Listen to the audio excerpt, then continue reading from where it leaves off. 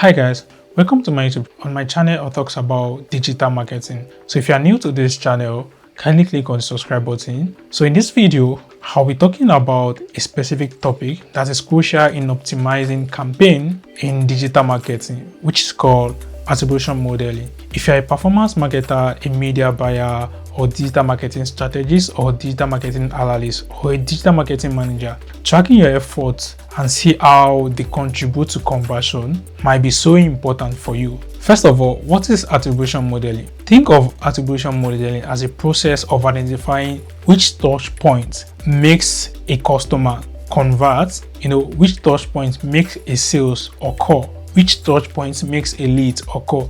For an example, is it an ad? Is it an email? Is it just an organic search? Is it just an SMS marketing that makes somebody to convert? So attribution modeling is to understand the customer journey and how to allocate your budget effectively. Let me break it down with an example. Imagine someone see your ads on Google, click on these ads, go through your website, browse your website, but did not buy anything. Later on, they see your ads on Meta, Facebook, they click on it, just view your website and they drop off. And later on, they see your ad on Instagram as well, they click on it, then go to the website, then at that point they make the purchase. They submit the form you want them to submit or become a lead you want them to be. Which touch point should you give the credit to? Which touch point is going to get the credit? That's what attribution modeling is to decide. Let's talk about some of the common attribution model digital marketers use out there. First, we have what we call first click attribution. This model gives the credit to the first touch point. It's useful for understanding the initial interest, but this can overlook the rest of the journey. So if you want to give credit to the first touch point a user come across before, regardless of when they make the purchase, this is where you want to structure your modeling around first click attribution. And this is going to ignore other attribution. Imagine someone click on the first ad but did not buy, but later buy on clicking on the third or fifth ad on another different platform. The first platform which they click on is going to get the attribution and it's going to ignore other channels, even if they are the ones that convert. That's first click attribution. 2, we have last click attribution. This is where you want to give the credit to the last touch point. This is very common out there and popular. People always give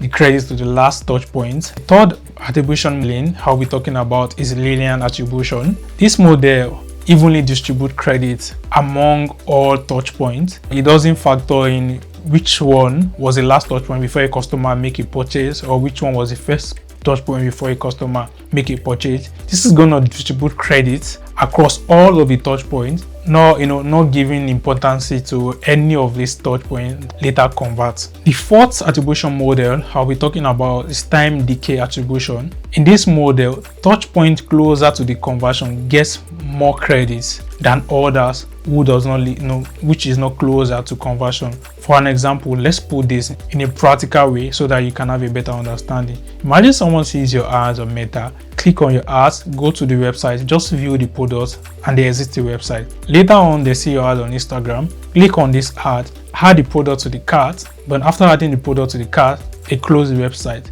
Later on, you send an email to them, they click on this email, go to their cart, then check out and purchase the product. The way this time decay attribution model works is that it gives credit based on how these touch points has contributed to the conversion. Looking at this scenario right now, email is going to get most of the credit because that's the point where the customer make the purchase. That's the point where the customer converts. Why Instagram is going to take the next credit because that is kind of closer to conversion, but the customer drop off during the checkout process. Why the first click, which is the Meta, we get the lowest credit because it doesn't really contribute to the conversion of the person or the sales that occur. That is why it is called time decay attribution model. The last model I'll be talking about is position-based attribution. This is also known as the U-shape. This model assigns 40% credit to the first and the last touch point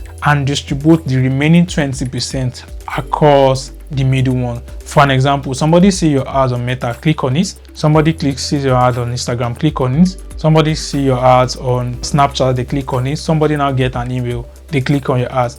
So the first one, which is the Facebook, and the last one, which is email, are going to get credit even if they didn't contribute to the conversion. Probably the middle ones are the one that leads to conversion. But using this model, you give credit to the first one and the last one. I know as a digital marketer or digital marketing strategist, your question now will be, what model should you use? Well, it depends on you. It depends on your goal, the type of your campaign you are running, the kind of business you are running as well. Imagine running a business that also selling a car. You obviously know at first touch point, customer are not going to buy the car immediately. It might take them seeing different touch points before they convert, compared to you selling an Indomie or a toothpaste where customers can make a decision as early as possible and buy immediately. So for me, I always ask people to ask yourself this question: what's the purpose of your campaign? Is it brand awareness? Is it lead generation or direct sales? How complex is your customer journey? Like I mentioned before,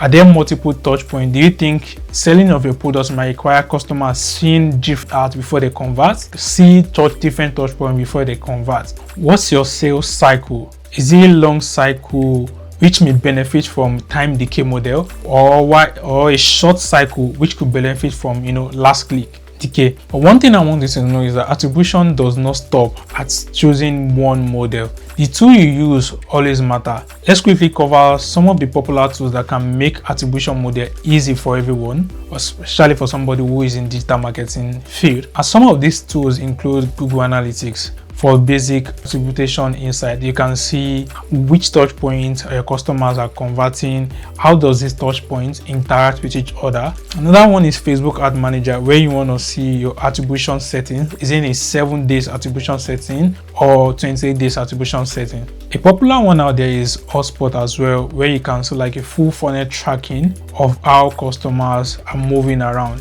The most popular one out there, which is Tripleware, this could help in tracking attribution from different platforms. This gives like a granular insight of how customer journey looks like for you as a brand or as a digital marketer who is running or over a campaign. So before we wrap up this video, let me share some 3 pro tips to nail your attribution modeling. Always track the right metrics. Define a KPI that aligns with your business goal. Integrate your data. Use tools that can pull data from multiple sources to get a complete picture of what you are doing. Test and iterate. Don't just stick to one model forever. Test different approach and refine based on the performance of your campaign or your business. So what's next for you as a marketer or a digital marketing strategist trying to get started with attribution modeling? Start by mapping out your customer journey. Choose an attribution model and leverage the right tools to analyze your data. With the insights you gain, you'll be able to optimize your campaign like a pro. Thanks for watching my video today. Don't forget to subscribe on the button for amazing content like this. Also, don't forget to give a comment or your opinion about this modeling. See you in the next video.